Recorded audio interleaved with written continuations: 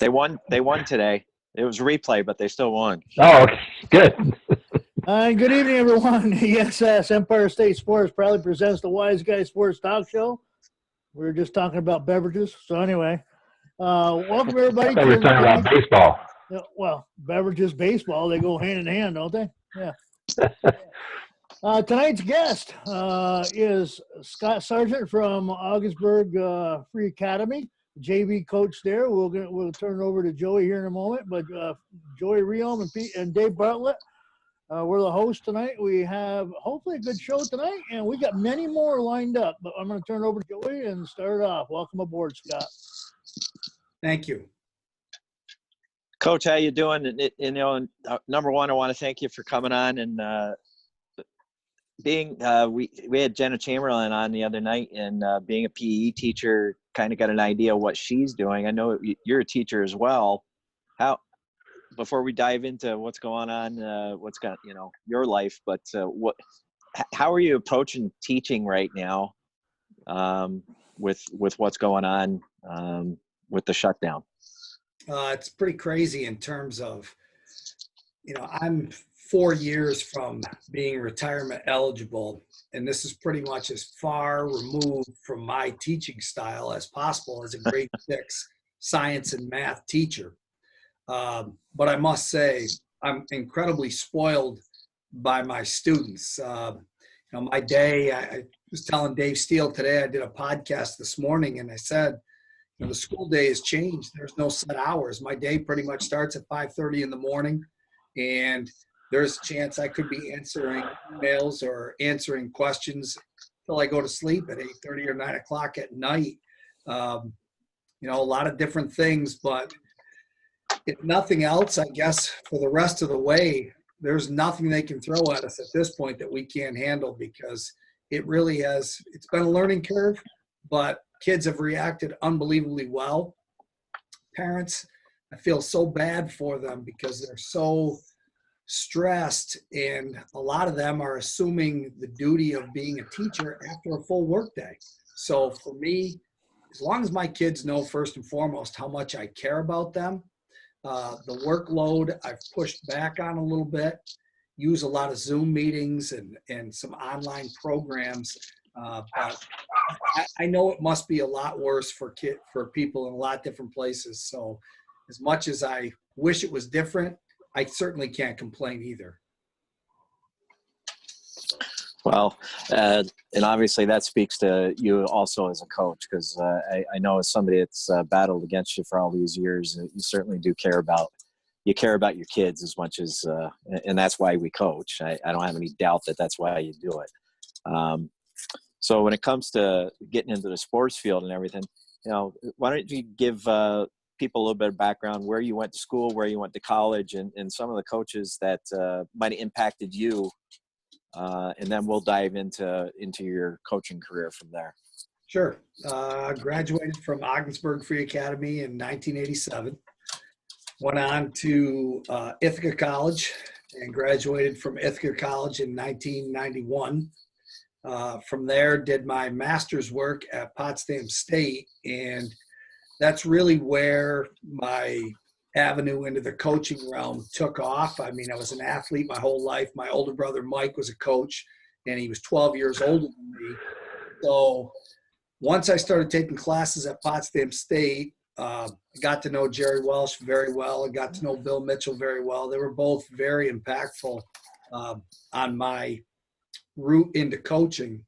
Then I started as a young buck trying to work every camp I could get into, no matter where it was. I worked UMass, I worked Adirondack, I worked St. Lawrence, I worked city rec camps. Anywhere you had a camp, I was going to go and work. And I think I had a great experience at St. Lawrence University working for Dave Paulson, because I think back then I was a single guy in a week of camp.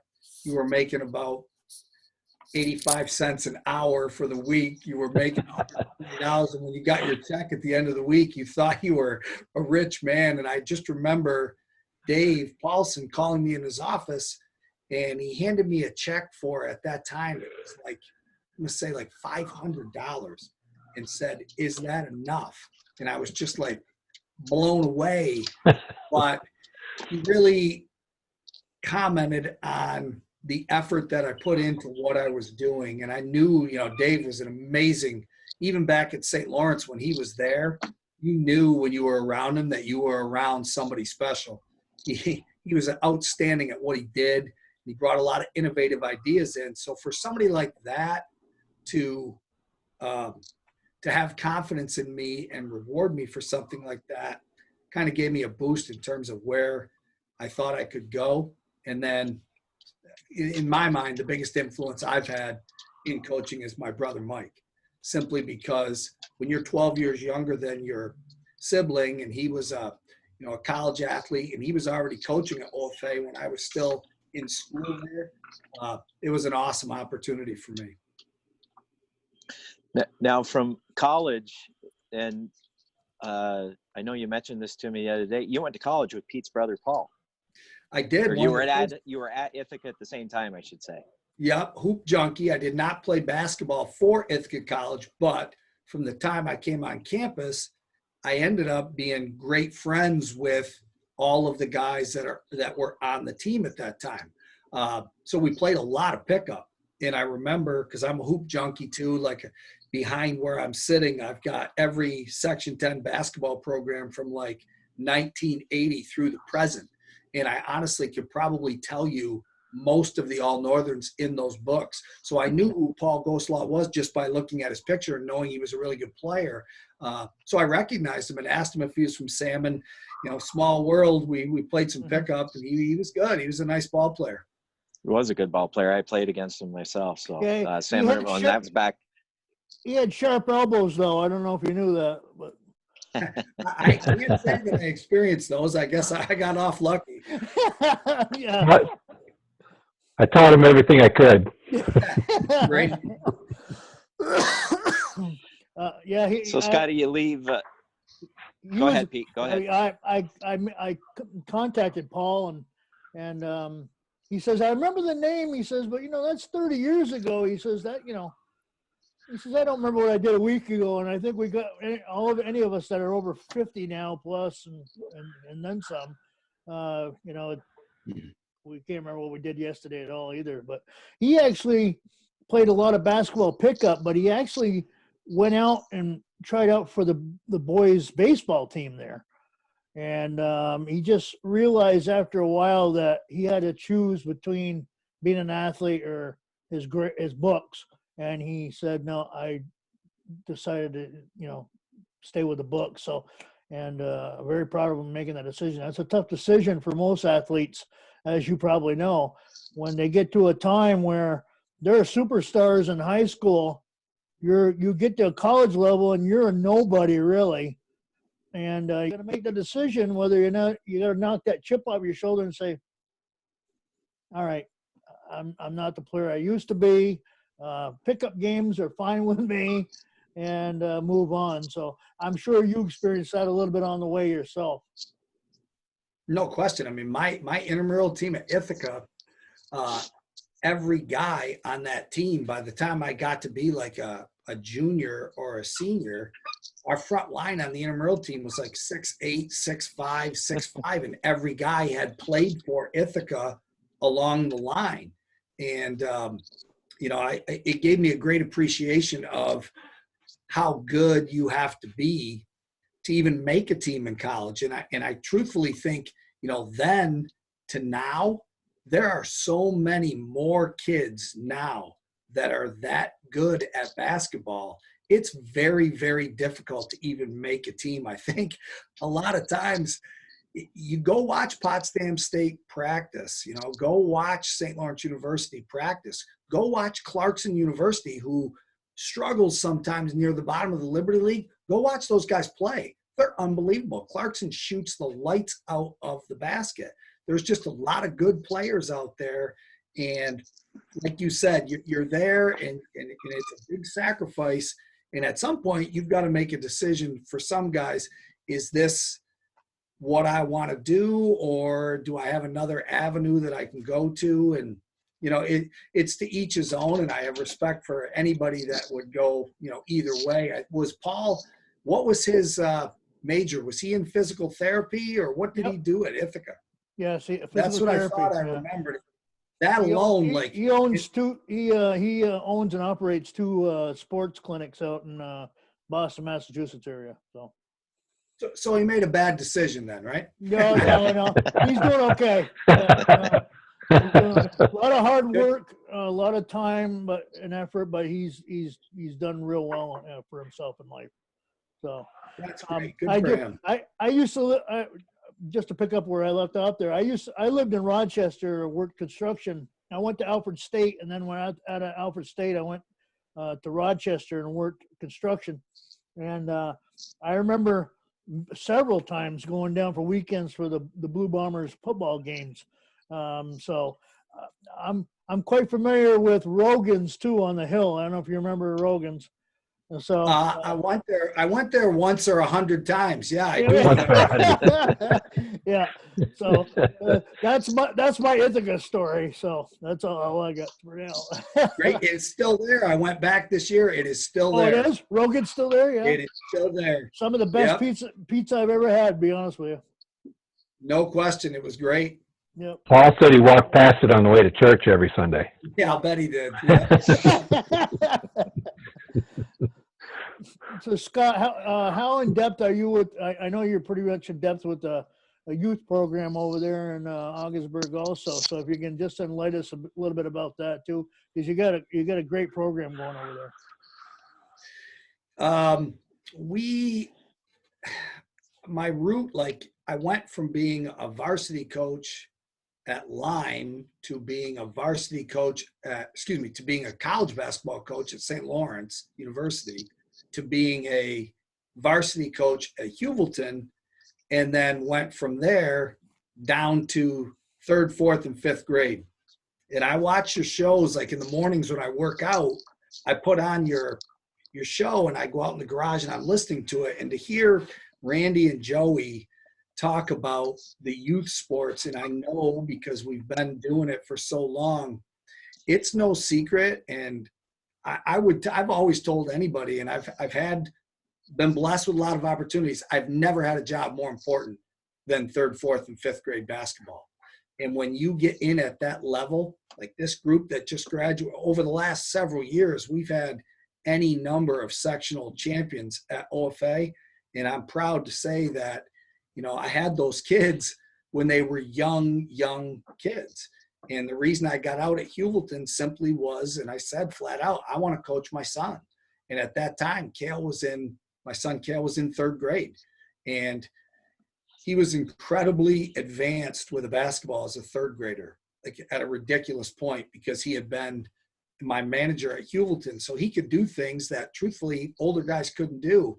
And I made my mind up that I'm going to bring him into the gym, and everybody else is going to have to try to do what he's doing.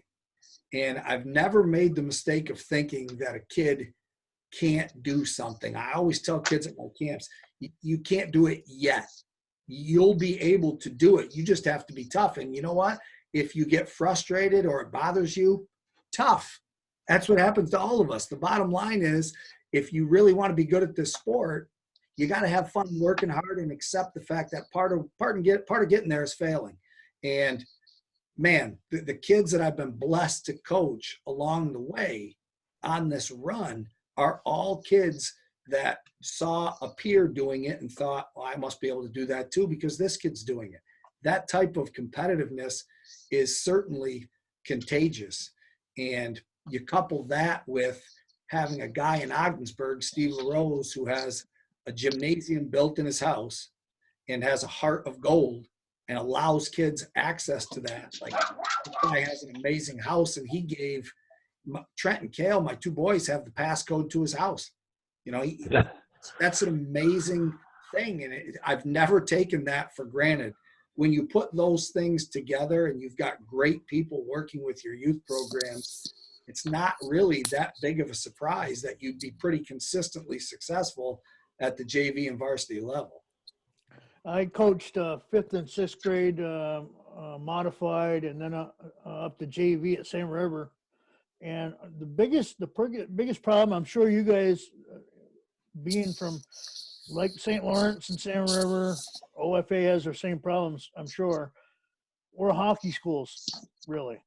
And you have some great athletes at the young age, and at some point they have to make the decision: are they going to be on the ice or are they going to be on the court? Now, do you have that situation with you guys have a little more numbers than we do, but do you have that situation at OFA also? We do in a way. I'll tell you though, it's almost been in reverse. I listened to Jenna Chamberlain talking. I'm like her. I never played basketball until I was in 8th grade. I played hockey, and we were part of one of the better hockey teams that OFA's ever had. Like, I graduated in 87. In 85, they lost in the large school state championship by a goal to Liverpool, who's way bigger than Ogdensburg. So in my tenure, it's actually gone the other way, where we've had a couple of kids that have played hockey that have come over and switched to basketball that have been major contributors. And it's just dumb luck in a lot of ways that these kids made their way in. But, a couple of them ended up being like, all Northern players. And you always have that those kids that are good at one sport could be good at probably several sports. It's just a matter of, you try to get them young. Bill Myrna has been running Biddy basketball in Ogdensburg for, I think this year was his 88th year running Biddy basketball. The guy is still doing it. He's still getting up from 8 to 11 every Saturday. And you got a Hall of Fame coach with, 500-600 wins coming to run your youth program on Saturday mornings. If you catch them early, you've got a shot. But clearly, I know, St. Lawrence Central and Salmon, those schools have such a rich, strong tradition in hockey. But, this goes to show you, though, and Joey's done everything that he's done despite that. And I know that even at Salmon, Joe Binion and I used to play some pickup. And the one year that I took a team from Hewelton to the overall final in Section 10, Joe had his C's there. So it can be done. It's just a little trickier, obviously, as you guys know full well. Yeah. Well, Scott, obviously, one of the coolest things, I always took it as a compliment, is when I was bringing my son's group up through, and obviously Toby's same age, in that same age group as Trent and Kale, bumping into you guys, whether you were coaching, whether Steve was coaching. And I just always took it as a compliment. He said, look at little SLC. And my guys knew. They'd learned as they went along, like, hey, we're not supposed to be here. We've never been here before because we didn't have a youth program like that. And there were a lot of times we took our beatings from you guys in a final or a semifinal. But I just said, but you guys are here. You're playing OFA. And then fast forward 5 years later, and they're putting up a fight against these guys in the Central Division when they had been in the East Division for all those years. So I always took it as a compliment. I'm like, you're going up against a well-coached team with Coach Sargent, Coach LaRose. So I always took it as a compliment. Every time that we played against each other, win or lose, it was awesome. A couple times that we were able to sneak some wins against OFA, my guys remember that. And they remember that. And that's because you guys are so good. I mean, that's a credit to you guys. I think you realize it. There's people out there can't stand OFA. I have had the utmost respect for you, Coach Henry, Coach Myrna, and everything that you do over there. I think you do it the right way. And it's just always been a positive to me going up against you guys. So, and that's a credit to everything that you do from the bottom up. And like you said, starting in that 3rd, 4th, 5th grade level, that's a big, and Randy's going through it right now, though maybe under different circumstances, but for you to give up, you had a good thing going at Hewelton. Had just won a couple of Class Ds, and see you later. Yeah, how hard was that? I know it's your kid, and you're going to say now was not a tough decision, but there had to have been a bit of you going, boy, it's a really tough spot for you. Oh, it's very hard. And the reason, like when I started at Lyme, my first year at Lyme, they named the gym for the guy I took over for. So I'm coming Wow. into Lyme and I'm playing the first game in Kentown Gymnasium, and Kentown's still teaching phys ed there. So my first year, we struggled, and then we got better. And by the time we got to that third year, we had a really good year, and we went deep into the sectionals in Section 3 and lost to a very good Sackett's team. Then you go to Hubleton, and you're taking over for John Tahanika. You know, the guy is a Hall of Famer, and they named a baseball field after him. He'd been the coach there for years and years. So when you put in that kind of effort and you have to build, because when I came to Hubleton, they had been struggling. And we had a couple of years where, well, the first year I coached JV and varsity simultaneously. I coached both teams, never overlapped practice once. Went 4 hours every night. Wow. All night. My wife told, when I came home and told her that this was offered to me, I completely expected her to say, "You're not doing it."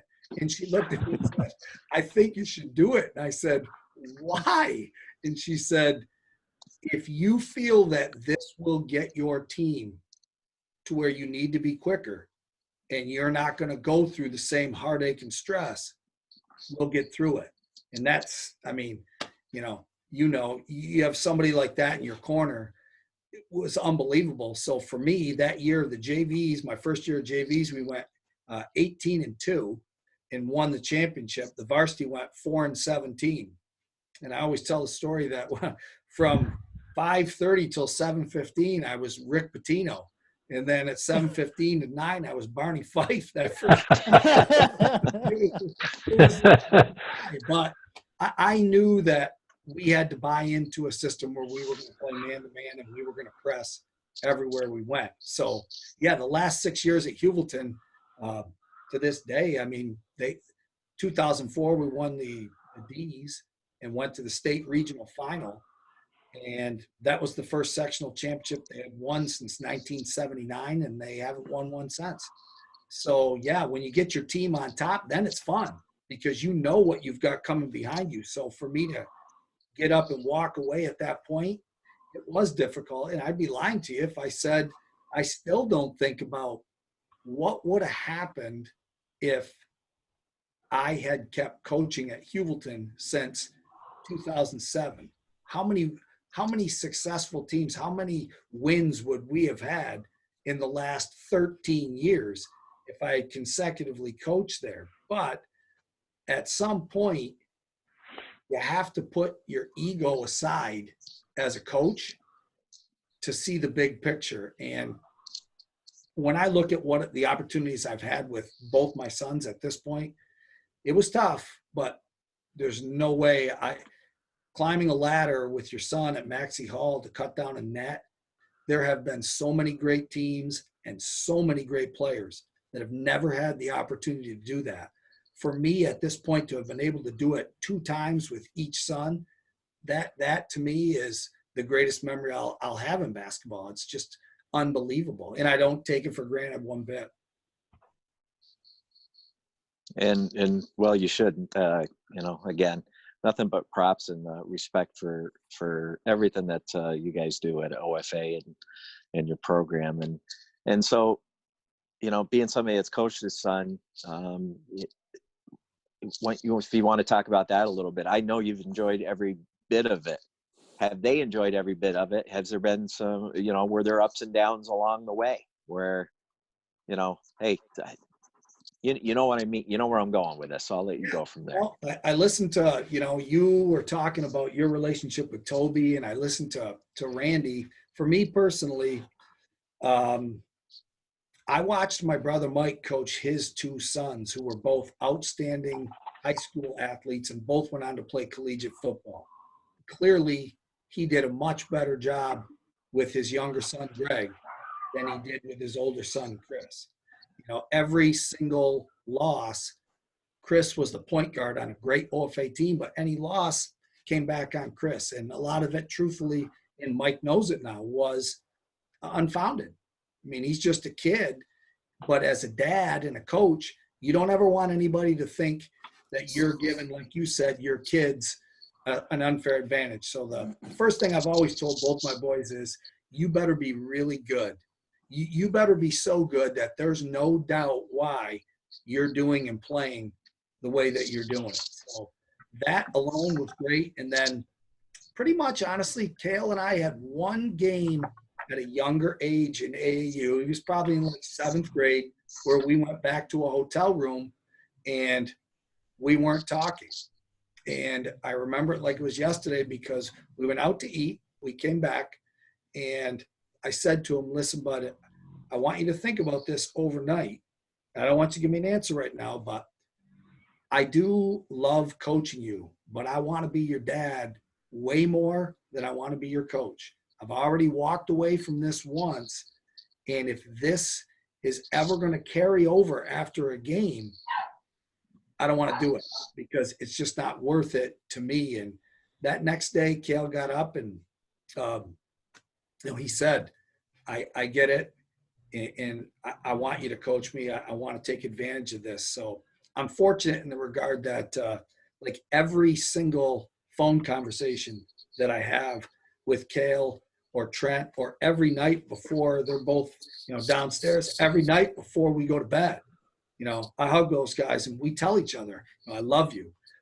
They've always been those kids. So I made up my mind early. I was never going to let it get to that point. Like, they knew, and I would tell them, listen, if you want me to tell you how to help you or what you're doing wrong, I'll do it. But I need you to make sure that you have an open mind, because initially you might not like what I tell you. And I'm not talking to you in that moment as a dad, but as a coach, because I know you want to be better. They're both tough kids that were able to accept that. But without seeing my brother Mike morph through his dealings with his boys, I probably wouldn't have been as adept at handling it, I don't believe. I'll be honest, me for one, I don't know if I could ever do that. I did coach my oldest daughter at one point when she was in 5th and 6th and in modified, but to get up to that level and coach them, I could never. I sit back here and I listen to you guys that coach your sons, and I'm going, I am so glad that my father never coached, because the rides home were brutal enough, and I couldn't imagine getting coached by him. He was a gamer when he was younger. He got that fire in our bellies, as all us 3 boys, to play the sports. I'll give you everything you need to play the game, but you play your heart out, and that's what I came back from that. But I could never imagine having my father coach me. My dad was, although our parents are our first coach, in life. for sure. I mean, They're the ones that you throw talking the about ball. your dad. Yeah, but I just later in life, no, I just could not imagine. And it's got to be tough. It really does. I think your dad reminds me, like, just listen to you talk. My dad was a tough as nails type guy, the only guy, a family of 8, I think, that even graduated high school. And his family were all boxers. He had a brother that was a pro, another brother that fought in the Navy that was offered a chance to fight Sugar Ray Robinson. So I get that. And the one thing I would say is my dad definitely was tough, but for me, he never missed an event. So I guess early in my thing, I'm thinking, he is tough on me, but I know one thing: if we're scrimmaging some team that nobody's ever heard of, and it's 50 below out on the football field, and we're having a football scrimmage, when I look to my right, I know one guy that's going to be along the fence line. So for me, he didn't actually coach me. It was one of those things, like you said, Pete, it was more at home, but he's pretty good about it. Like, he's the best mentor certainly that I've ever had. So fortunate in that regard. Awesome family. And Pete, I can say again, going back to the days when our youth teams were battling against each other, I don't know how many times we'd be in between games OFA and St. Lawrence, getting ready to play each other, getting ready to, just wait for the next game that either one of us were in. And I'd sit and talk to Scott's dad. Got to know him a little bit, and he went to everything as much as he could. And I love that stuff. I love the full family effect. And I got to watch Cale play a couple of games at SLU this year, and again see that full family effect from the Sargents in support of him.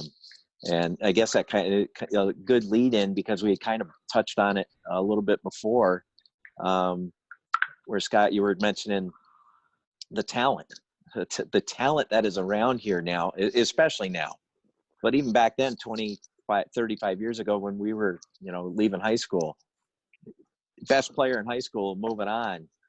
I don't think people realize, and I don't get the opportunity. Now you've got that opportunity, being able to watch Cale. I don't think people realize how good Division III basketball is, the talent that these guys have. We're talking big men with skills. We're talking, and they get after it. And we're talking about guys that aren't that far away, some of them, from being D1 players, or they progress their third year in as a D3 player, and now all of a sudden, poof, boy, they could be D1, but they're kind of, stuck at their school at that point. I don't think people realize that. And now you've had that full effect of following Cale around again and delve back into D3. What can you tell us about the D3 experience? And before you mention that, we are having Coach Bechtel from Potsdam State's going to be on in a couple of weeks. So, we're looking forward to that, to be able to talk to a D3 coach. Yeah, Coach, I don't know. The last 2 years, I've seen more basketball at every level. Like I knew I was a junkie before, like you guys, but when you've got a high school team, you're coaching one team, your other son's playing varsity, and then your other son's playing college, like it's just, you're blessed. You're on the road all the time. It's an awesome experience. But I'll give you an example. Last year, we played in a men's league. Cale played in a men's league in Syracuse, this elite basketball club league. They had 26 entrants to play in the league, and they only take 10. You pretty much have to send in your resume. So the first game they played against was Dewan Coleman, Symir Torrance, who's playing Division I basketball. And Cale's team beat them. And you're talking about so many really good players. That TBT tournament last year, the Division III team played Boeheim's Army in the first game. And 2 weeks before that, I get a call at home from the guy that runs this elite basketball club league. And he said, listen, the tournament's coming up, and Boeheim's Army is going to be playing at Onondaga Community College against this Division III. We are D3. And the We Are D3 team wants to know if you guys want to get together and scrimmage them or play them. I said, I didn't even wait to ask Cale. I said, absolutely. I didn't even care if they wanted to play. I'm thinking, I'm going to be sitting someplace, hanging out, having a beverage, watching this game on ESPN in 2 weeks. So we made our way down to Cazenovia College. Coach Stern set this up. It was closed. So it was just their team with Cale and a guy named Jack Roush, who is a D2 player at Florida Southern, who's a really good player for Bishop Ludden, and then Loudon Porter and Quincy Aubertine and a couple other guys that played. And one thing I noticed right away, my God, that We Are D3 team is really, really good. Like, these guys pass and shoot and cut and do things just completely in sync. But by the end of the scrimmage, I also kept thinking, so are these other guys, because the gap kept dwindling throughout the scrimmage. And you know that this other team, these guys are men now. They're 24, they're graduated, and they've all been D3 All-Americans. But, Cale's team did not embarrass themselves at all in that scrimmage. Fast forward to the last 2 years and seeing the teams that I've seen play, you're right. There's a lot of guys out there. Truthfully, to me, the most important thing is it's just strictly height. You got guys that play D3 that are 6'7" post players, that if they were 6'10", they absolutely would be playing D1. There's no question about it, because they have the skill set. They've got the strength. They've got the knowledge. They know how to play basketball. Sooner or later, when everything else is equal, the bigger, stronger athlete is probably going to win that battle, especially as you climb from D3 to D2 to D1. The physical size and strength, even at guards, there's a difference between a 6 foot, 155-pound guard and a 6'1", 175-pound guard. And it's a big difference. If the skills are the same, generally the bigger, stronger athlete wins. But yeah, I talk to people all the time about, go watch Potsdam State practice. I mean, when they got Isaiah Brown at the mid-mark this year, he was playing Division I basketball, and he comes back to play at Potsdam State, starts putting up 40 a game.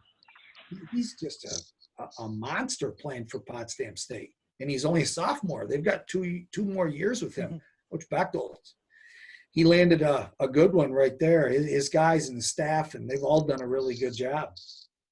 I saw him when Cortland State played at Potsdam State, and because at the beginning, like you said, he wasn't playing at the beginning of the season, right?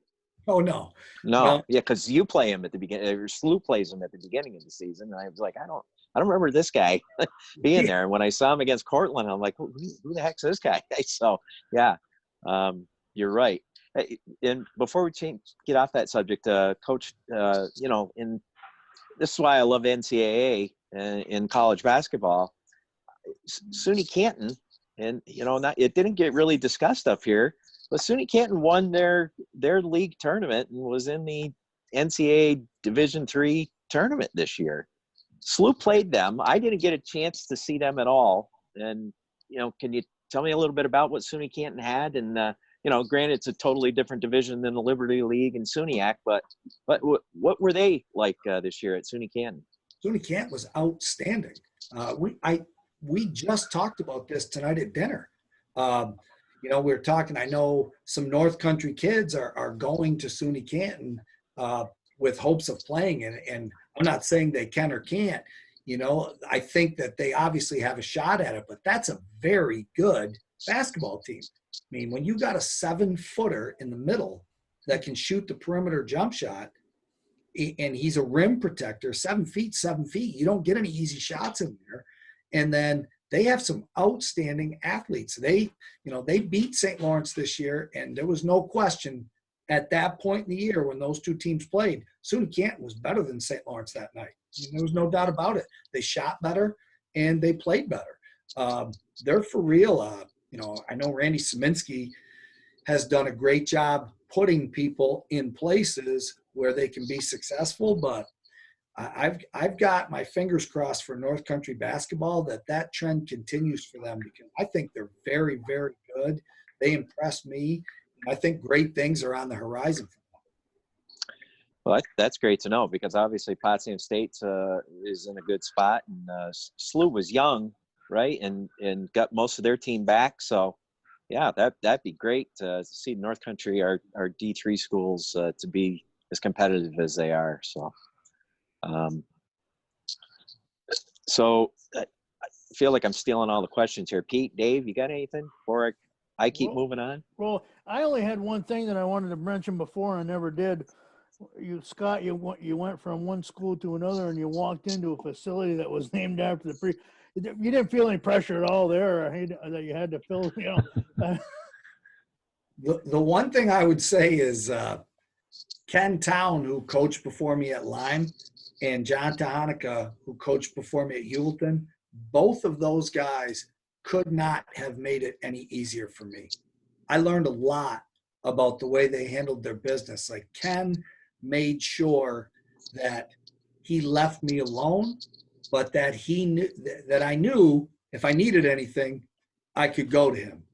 And that meant a lot to me. And John was the same way. John Tahanika was a tough, old school coach, but he welcomed me there. He told me right off the bat, if I can help you with anything, let me know. And I remember that he didn't come to many games the first year or two, and then he would come back and make an appearance at some games. And I know why he did that. Like you're always, when you're there, people are going to be saying or questioning. It's the same reason why when I left Hubleton, Josh McAllister took over the program, and I was so happy. I wanted Josh to get that job, but for a few years, as much as I wanted to see those kids play because I had coached them all, that's not really fair. Like, I can't just show up. And Josh always said, no, coach, don't worry about it. But excuse me, in the back of my mind, I know what's going on, and I know that people are going to be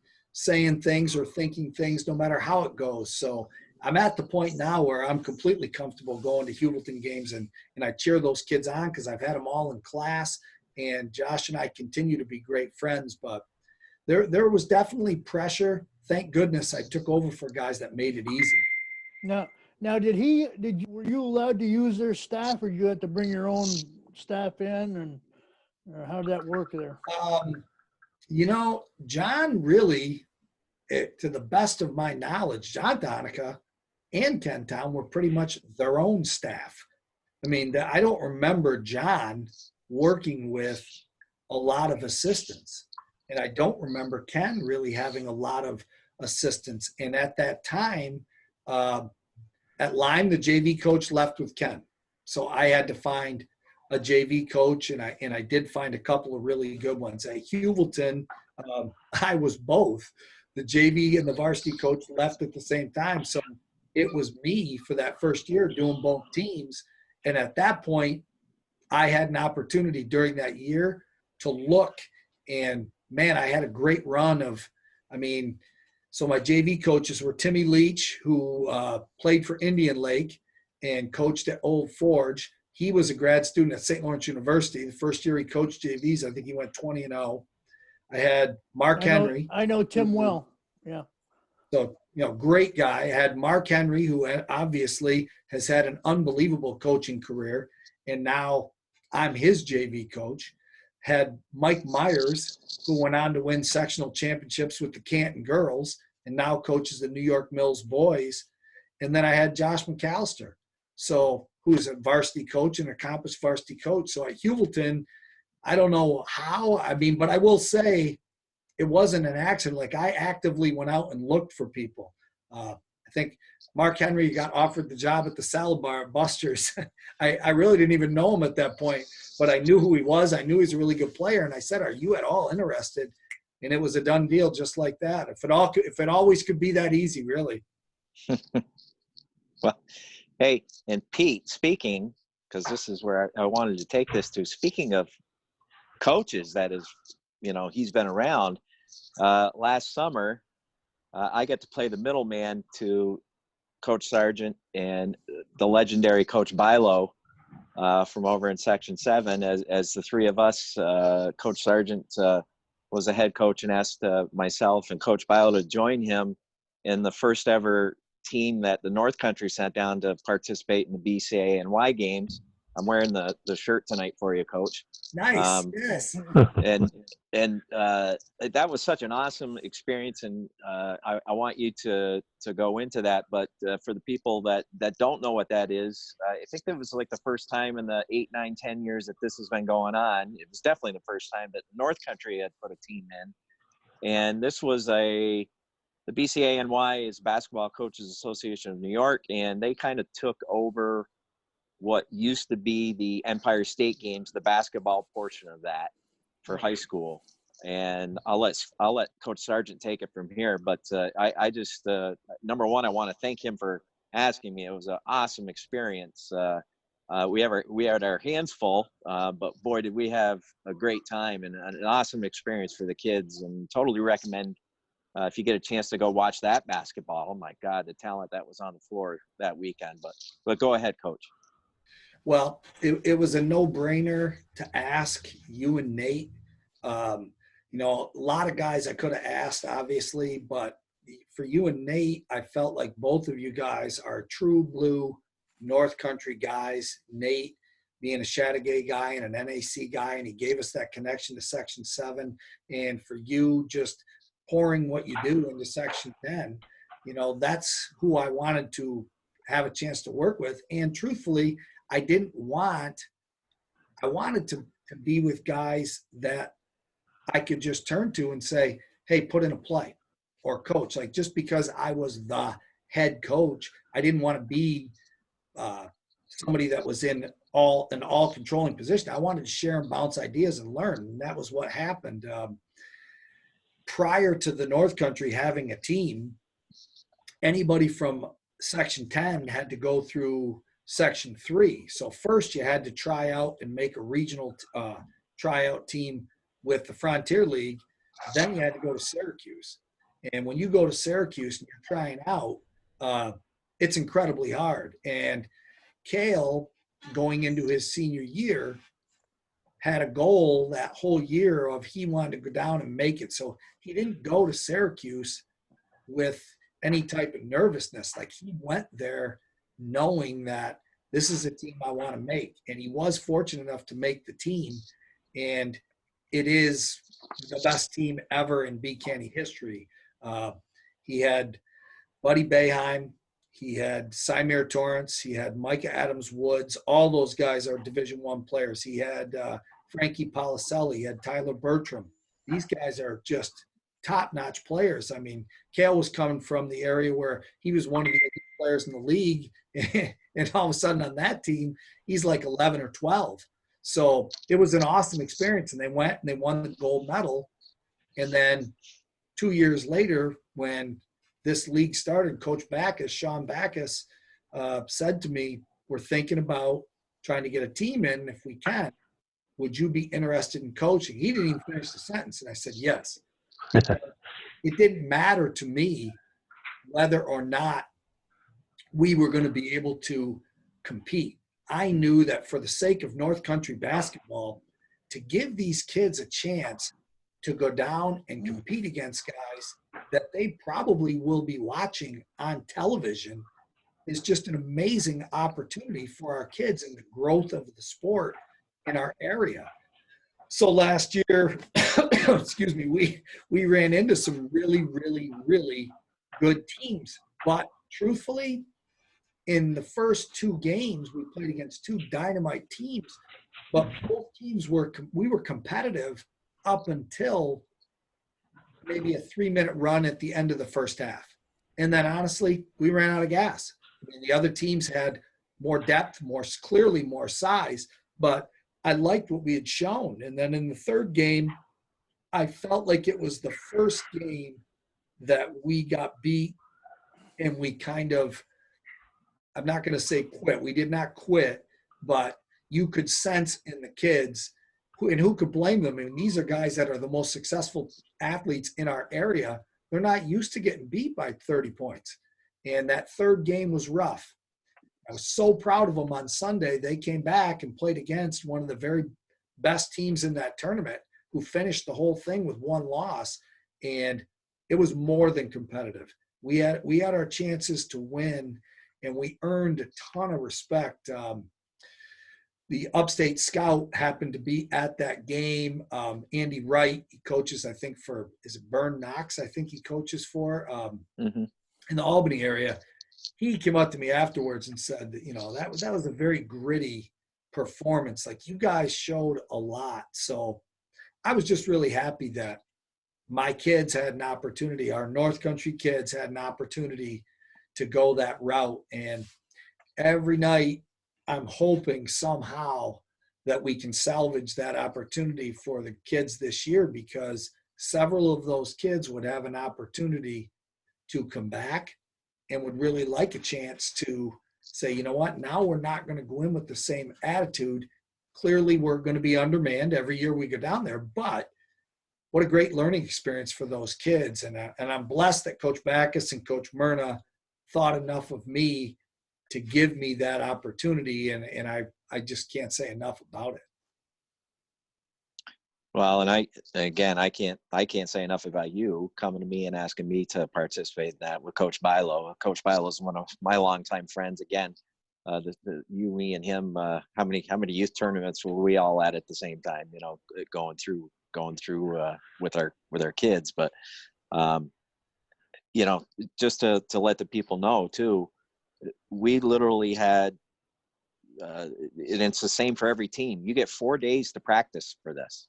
We had 4 days together at Potsdam State, hour and a half to 2 hour practices. And then we're in a car heading to Binghamton to partake in this. So, it's a great week.